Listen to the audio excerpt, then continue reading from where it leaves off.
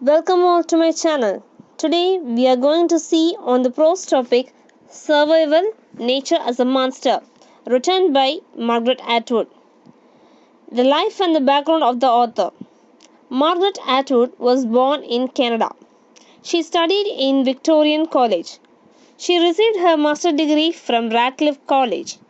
Her well-known novels are The Edible Woman, Surfacing, The Handmaid's Tale, The Blind Assassin, The Robert Bride, Oryx and Crake, and The Year of Flood. She is the Vice President of International PEN.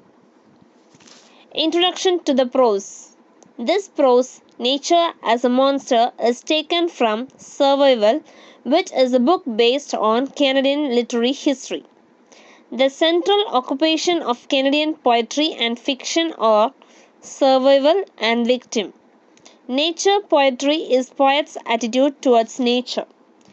Canadian literature depicts a nature as often dead or alive, but indifferent and actively hostile towards man. The only season is mentioned in Canadian literature is winter. The writers distrust nature because they believe that nature has betrayed their expectations. A short view on the nature. In the 18th century, poets described natural scenery in their poems. In the first half of the 19th century, the poets looked upon nature as a kind mother or nurse who guided the man. In the mid of the 19th century, nature's personality underwent a change because Darwinism filtered literature. Two emotions are expressed in Susanna Moore's book Rushing It in the Bush. The first one is faith in the Divine Mother, and the second one is a feeling of hopeless imprisonment. Two types of death are also described in here. The first one is death by nature, and the second one is natural death. And also, two murder weapons are used as implements to cause their death. The first one is water, and the last one is snow. Natural death and death by nature. Natural death is caused by diseases or heart attacks, and it also caused by something that the natural environment murders the individual. For example, drowning is caused by the flood, freezing is caused by the snow, and also death by bushing. Therefore, the character who is isolated or alienated in nature goes crazy.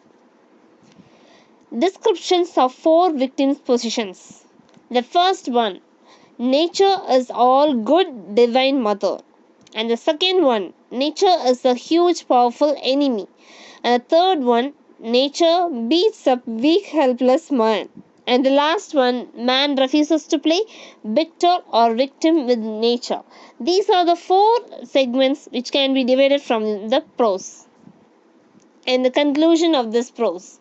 Here the author Margaret Atwood concludes her essay by saying that nature is a monster only if man approaches her with unreal expectations or fight its condition rather than accepting them and learning to live with them. Snow is not necessarily something that man die in or hate. Man makes houses in snow. So the people like us, we have to adapt our life according to the situation of the nature. This video is a very short glimpse on the prose text Survival Nature as a Monster. Thank you.